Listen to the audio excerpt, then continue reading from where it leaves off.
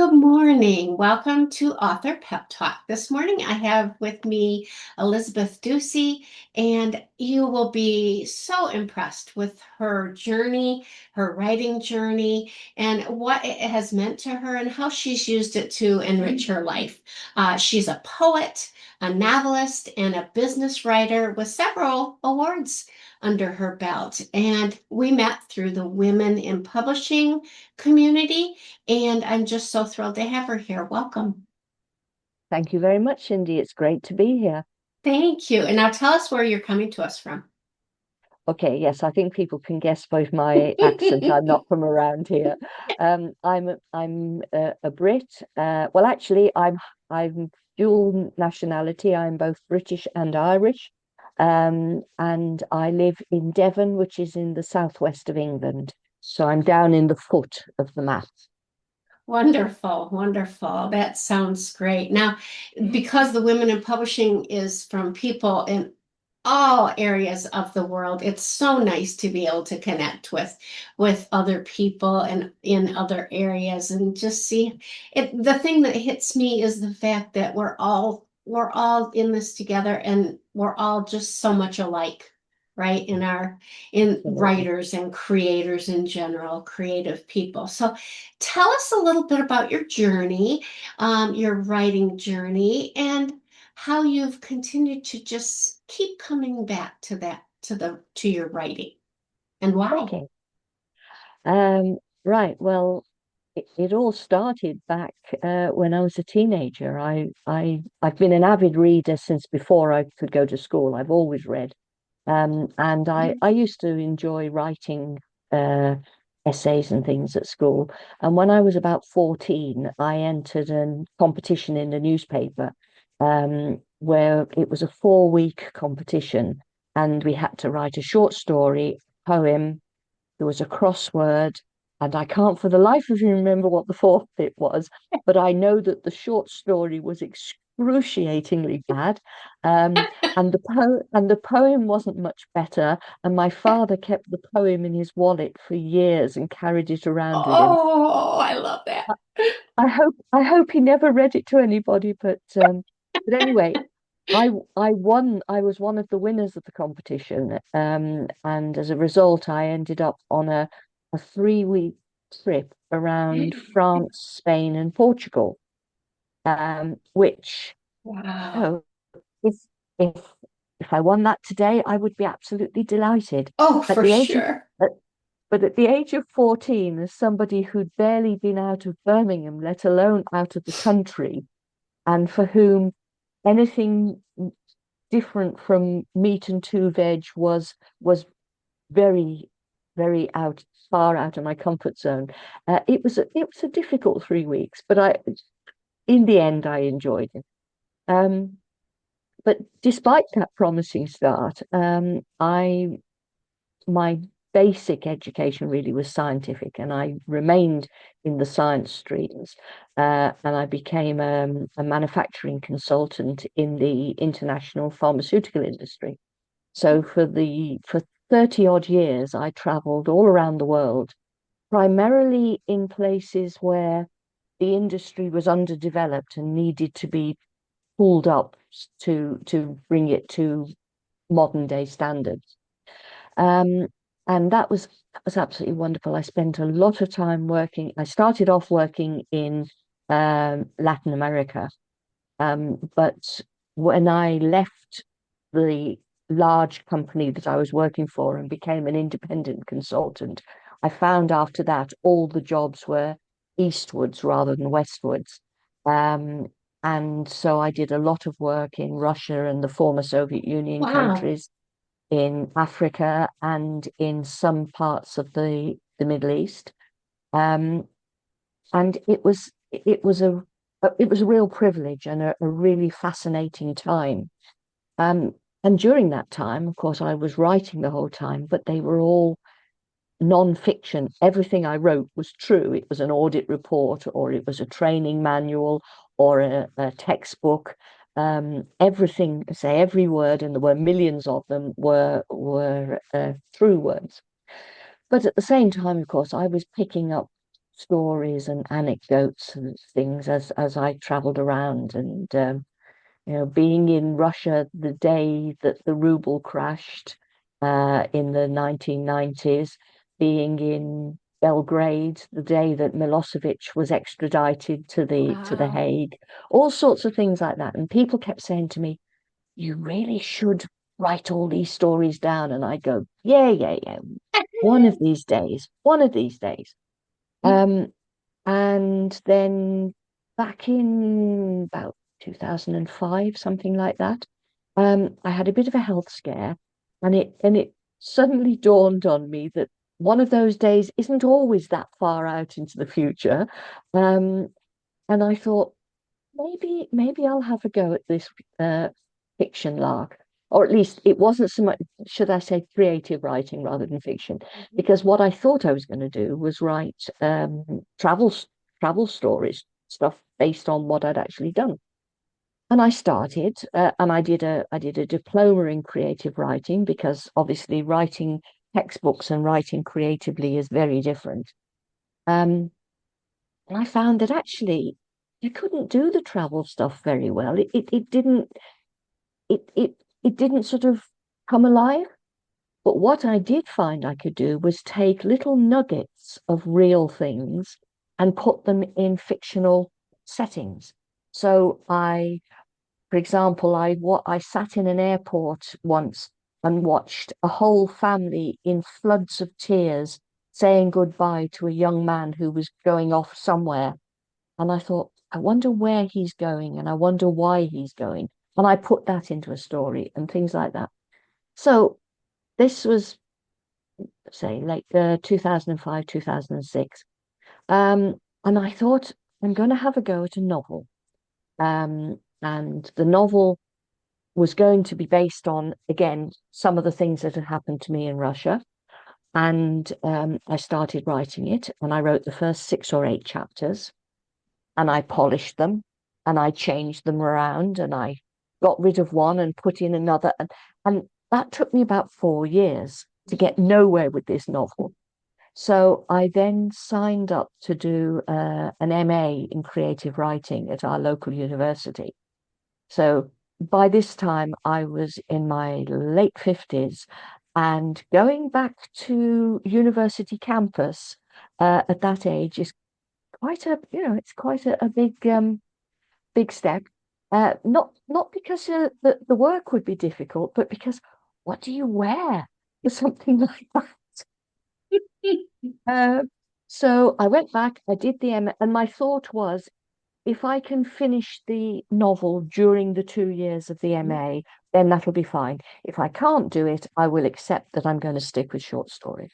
And I finished the MA, and I was actually a couple of chapters short, but I was pretty much there. I finished the MA in 2012. In 2014, I brought out Gogito's Ice Rink, which was my debut novel. It was runner-up in the Self-Published Book of the Year awards the following year. And that was Awesome. it. From there, I've been writing fiction ever since. The thing that strikes me that I often think about is at this stage in my life, looking back and realizing how everything kind of leads to something else, right? How you're interconnected your life is. There were jobs that I did that weren't my favorite, but I look back now and think that experience helped me to build the next thing, and everything kind of culminated in this writing thing for me. And Yeah, it kind of sounds similar for you, those yeah, experiences that you had traveling and honing your writing skills, although different, it still helps in what you're doing now. So that's yeah. wonderful. Tell us a little bit about your projects that you're doing now, would you? Okay, well, I've had since that first novel, I've had two, actually three, four, several different major projects, which are all ongoing at the same time. I started off writing thriller. It actually started as a short story as part of my MA. um, based in Southern Africa around the topic of counterfeit drugs. And at the end of the course, I realized that that short story could actually become a novel. By the time I'd finished that novel, I realized it could actually be a trilogy. So between 2016 and 2018, I brought out Counterfeit, Deception, and Corruption, which were three books. They're all standalone, but there is one overarching story goes through them, set in Southern Africa, Latin America, and Russia and Ukraine. Wow. Um, and at the end of that time, I thought I was finished with those characters and those stories. And I actually took a year off to write nonfiction. I went back, but I was writing business books for writers rather than pharmaceutical Thanks. stuff. Um, and I wanted to get the characters out of my head so I could start with a fresh series. And I also wanted to write something bit more fun. I mean, obviously, I enjoyed writing the thrillers, but they were really complex. Mhm. And I wanted to write something a little easier and a little more fun. And I've always loved Midsummer Murders and Murder She Wrote and stuff like that. So I thought I'm going to write cozy crime set where I live here in Devon. Thanks. And as I say, I took a year off to get rid of the characters. And there was one character in particular in my head who said, I'm not going. I'm I'm staying here. So I took her and her family from where they were living in London, retired them to Devon, where they bought a pub, because the pub is the hub of the village, and you know everything that's going on if you're running the pub. And that was the start of the Coomsford Chronicles, which is my series. I've got four so far in that series. But the reason I say they're in parallel is because when I started writing Cozy number four, I got about half a dozen chapters in and I realized this isn't a cozy at all. This is number four in the thriller trilogy because this takes the character who'd gone from the one series to the other. This took something from her past and brought it right up to date. So I was then in a position where I was having to write thriller number four at almost at the same time as I was writing cozy number four, because but my cozies come out each October to hit the Christmas market, and I didn't want to miss a year, but the thriller chronologically came before the. So back in 2024, I ended up launching a thriller at the beginning of September and a cozy at the beginning of November. And I would say doing that two at the same time, it's not a good idea. And it's not something I would do again because I it just bet. got too complicated. Wow. So those thrillers are now definitely finished, but the cozies are continuing. In parallel with that, I have the Author Business Foundation books, which are the business manuals for writers. They don't look at the craft of writing. They look at setting up your own business, finance systems, things like that. And that actually is what I always talk about in the Women in Publishing Summit. But also self-publishing. I've got one of the volumes is on self-publishing. I've been self-publishing since I started, and I would never look back. I was traditionally published with my textbooks, but all my creative stuff is self-published, and I wouldn't do anything different these days. And then the final project that I have running is I write books of short stories. I write a short story each month for my newsletter, which goes out as a free gift to all my readers. And then at the end of the year, I'll gather them into a little, what I call the Coomsford calendar, so that they're some of the characters from the cozy novels, but they're not Wow. crime stories. They're a mixture of stories.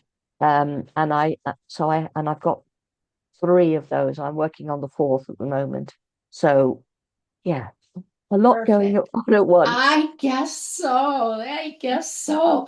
I wanted to ask you also a little bit about women in publishing and other groups like that and why that community is so important because I firmly believe that if it wasn't for the writing community, and in my case, the kidlit community, I wouldn't have achieved or kept going. I would have given up long ago, I think. So tell me a little bit about your experiences and why you think that's important. Yeah. I would agree with you absolutely that the writing community is a hugely supportive, very important part of any writer's life. So, Um, I think it's interesting that ours is an industry where there tends to be less competitiveness, or yes. certainly, or do I mean competition? I'm a writer, I should know the difference. No, Uh, but yes, I think both are yeah, correct. um, because there are so many readers out there in the world that that's why when we're looking at marketing, we look at comparable books to ours Right. because they're the ones that tell us where our ideal reader is. Um, so as I say, it's there's less of a competitive atmosphere because there is such a massive market to be served. And so I've always found that writing communities are extremely supportive. I started off, I mean, when I first started writing, I had no idea that Yeah. there was this sort of community out there. And I started off, because that was in the early 2000s, with physical groups. In fact, I Yeah. started a group in my own town, which is still running today. I've joined one in the closest city, and I'm still in a small group, although it's more a lunch club than anything, of people that I did the MA with. But it was in 2021. Well, actually, I heard of women in publishing in 2020, but I only heard about it in the week of the summit. So it was too late by then to get involved. I did get involved from 2021, and have been involved in the summits ever since, and feel it's a community that I feel is such a dynamic community. I think it's wonderful. It's certainly changed my profile of my sales. I'd never sold anything outside the UK until I met women in publishing. And now most months, more I sell more books in the States than I do in the UK. Obviously, I'm talking ebooks rather than physical books. So and there's a small group that I got joined up with back in 2021, actually, because after the summit, I did the Women in Publishing School. We were put into Mhm. author pods, Yep. and the one that I joined has stayed together and has actually Yes. grown since then. That's the authors in a pickle, or the pickle jar, as we call ourselves. And that has become not only a writing support group, it's become a support group in general. We've Yeah. become friends. Each of us has had major issues over the last few years, and it's a group that's always there to help and support. So no, I think having a community around you is vital. I totally agree. I couldn't agree more. Well, this has been so fun. One thing I like to ask everyone is, what would you say your most rewarding moment or your most exciting uh, experience that you have had when it comes to your writing career? Okay. I think certainly seeing your first book Actually, every time you launch a book, the first time is wonderful, but it's no less wonderful, really, Yeah. each time you get your physical book.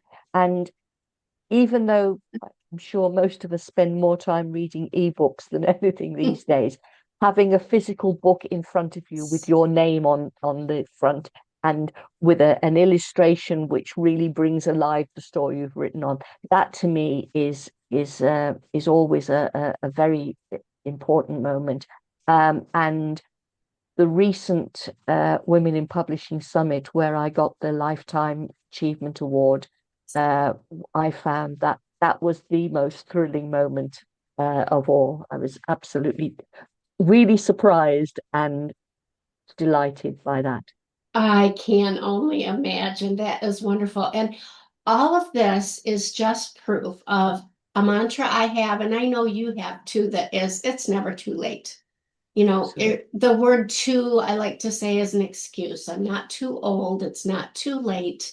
It's not too hard, because if you really want to make it happen, you can, even at our age, right?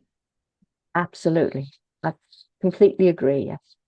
Oh, thank you so much. I really have enjoyed talking with you, and I will put your contact information and any links to your book or whatever you'd like down in the show notes, and we will talk soon. Thank you so much. Thank you for having me. Bye bye.